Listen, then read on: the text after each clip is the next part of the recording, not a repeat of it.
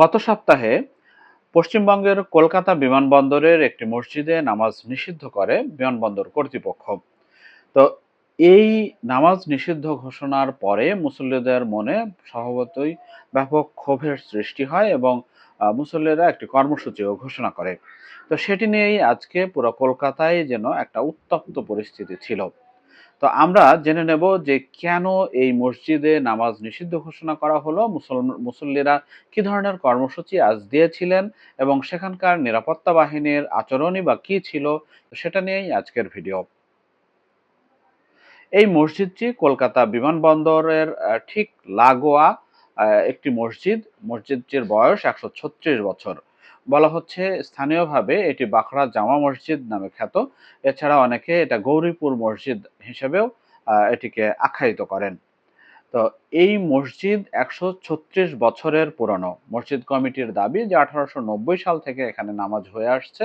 আবার আহ, ভারতের গণমাধ্যমে কোনো গণমাধ্যমে এখানে স্থানীয়দের যে বরাত দেওয়া হচ্ছে সেখানে ১৮৭০ সালে এই মসজিদে নামাজ আদায় হয়েছে বা সে তখন থেকেই এই মসজিদ প্রচলিত মানে চালু হয়েছে এমনটি বলা হচ্ছে।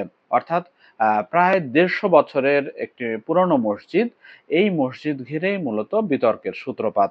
বিতর্কের সূত্রপাত হচ্ছে ১৯৩৬ সালের দিকে, মানে ৩০ সালের পরে যখন কলকাতা বিমানবন্দর স্থাপিত হয় এই মসজিদটির ঠিক কাছাকাছি জায়গায়।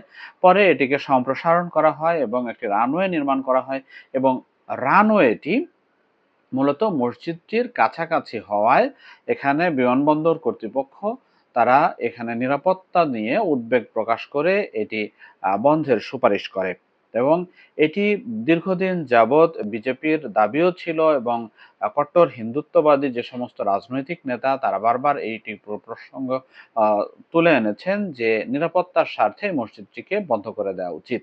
তো গত ১১ই জুলাই হঠাৎ করেই এই মসজিদের প্রবেশপথ বন্ধ করে দেয় বিমানবন্দর কর্তৃপক্ষ এবং সেখানে নিরাপত্তার স্বার্থে এই মসজিদটিতে নামাজ আদায় নিষিদ্ধ করা হয়েছে এমনটি বলা হয়।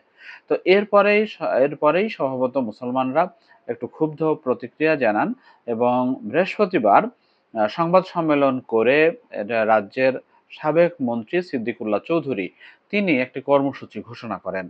জমিয়তে উলামায়ে হিন্দেরও রাজ্য সভাপতি তিনি।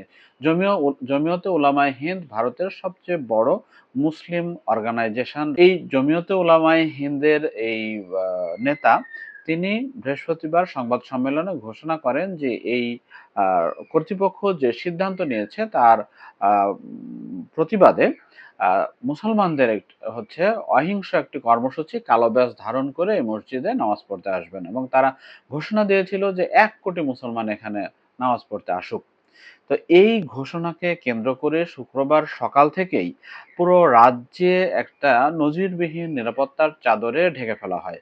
পশ্চিমবঙ্গ রাজ্য সরকারের যে প্রশাসন এবং রাজ্য সরকারের যে বাহিনী, এর বাইরেও কেন্দ্রীয় বাহিনী, তারপরে র্যাব এগুলো মোতায়েন করা হয়েছিল এবং সকাল থেকেই মানে ১৬৩ ধারা, এখনো বলা হচ্ছে যে এটি হচ্ছে এটি হচ্ছে যে ১৬৩ ধারা ভারতীয় যে নাগরিক সুরক্ষা সংহিতা আইন। তো সেই আইনের ১৬৩ ধারা জারি করা হয়েছে। এটি এর আগে একই ধরনের আইনের ১৪৪ ধারা হিসেবে খ্যাত। তো এই ১৪৪ ধারা বা স্থানীয়ভাবে ১৬৩ ধারায় জারি করে সেখানে ৩ জনের বেশি জমায়েত নিষিদ্ধ করা হয় এবং আইনি ব্যবস্থার হুঁশিয়ারি জানিয়ে পুরো এলাকা জুড়ে মাইকিং করা হয়।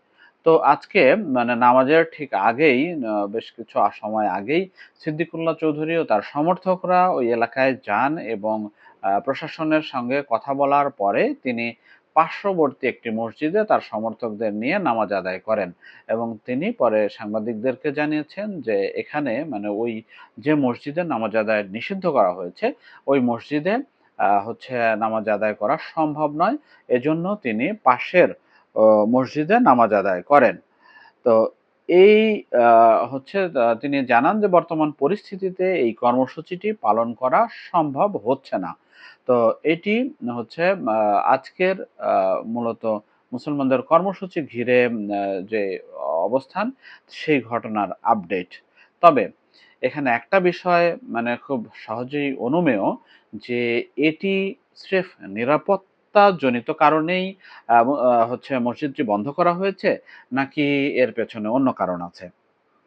তো ভারতের যে ক্ষমতাসীন দল বিজেপির একাধিক হচ্ছে নেতা, বিশেষ করে রুদ্রনীল ঘোষ, তারপরে শুভেন্দু অধিকারী, তারা মানে এই সিদ্ধান্তকে সমর্থন জানিয়ে বলেছেন যে এটি নিরাপত্তাজনিত কারণে বিমানবন্দর কর্তৃপক্ষ যে ব্যবস্থা নিয়েছে সেটিই, এর পেছনে অন্য কোনো কারণ নেই। রুদ্রনীল ঘোষ বলেছেন যে এখানে যদি মুসলিম স্থাপত্য না হয়ে হিন্দু, বৌদ্ধ বা অন্য ধর্মের যদি স্থাপত্য হতো, তাহলেও নিরাপত্তার স্বার্থে এই উদ্যোগ নেয়া হতো এবং এটি বাধাগ্রস্ত করার কোনো সুযোগ ছিল না। তো এখন স্বভাবতই প্রশ্ন জাগে যে নিরাপত্তাজনিত কারণে হলে তো ঠিকই আছে। কিন্তু বিজেপির আরেক মন্ত্রী দিলীপ ঘোষ, তিনি কিন্তু কয়েকদিন আগে বলেছিলেন যে আহ, এই দেশে এই দেশে সরকারি জায়গায় কোনো মুসলিম স্থাপত্য হতে দেওয়া হবে না।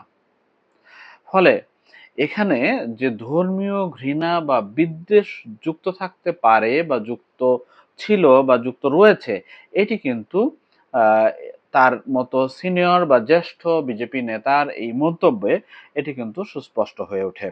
আরো একটি কারণের সাথে আপনারা মেলাতে পারেন, সেটি হলো যে বিমানবন্দর স্থাপনেরও বেশ আগে থেকেই এখানে মসজিদের অস্তিত্ব ছিল এবং এই মসজিদে শুধু অবিভক্ত বাংলার হচ্ছে মুসলমানরাই নামাজ পড়েছে। বাংলাদেশের সাতক্ষীরা বা ২৪ পরগনা যে সীমান্তর এপার ওপারের সীমান্তবর্তী অনেকেই এই মসজিদে নামাজ আদায় করতেন, এমন কিন্তু হচ্ছে ঐতিহাসিক প্রমাণ রয়েছে। ফলে যে এই মসজিদটি যে বিমানবন্দরের আগে থেকেই এখানে ছিল, এটি কিন্তু স্পষ্ট। ফলে বিমানবন্দর যখন করা হয় তখন কিন্তু এটি হচ্ছে বিবেচনায় নিলেই বরং ভালো হতো।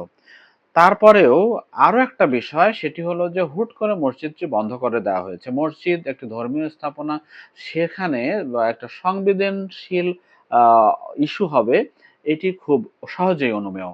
তো আগে থেকেই যদি মুসলিম কমিউনিটির নেতাদের সাথে বসে এটার একটা সুরাহা করা হতো এবং এই মসজিদটি খুব কাছেই আহ পাশেই যদি সরিয়ে নিয়ে তারপরে ব্যবস্থা তো বন্ধ করে দেওয়া হতো, অথবা নিরাপত্তা ব্যবস্থাকে অটুট রেখে কিভাবে ধর্মীয় স্বাধীনতাকেও বা ধর্মের বিষয়গুলোকেও সংবেদনশীলতা দিয়ে বিবেচনা করা যেত, এমনটি কিন্তু বলা হচ্ছে। ফলে স্রেফ যে নিরাপত্তাজনিত ইস্যুই এখানে প্রধান থাকছে না।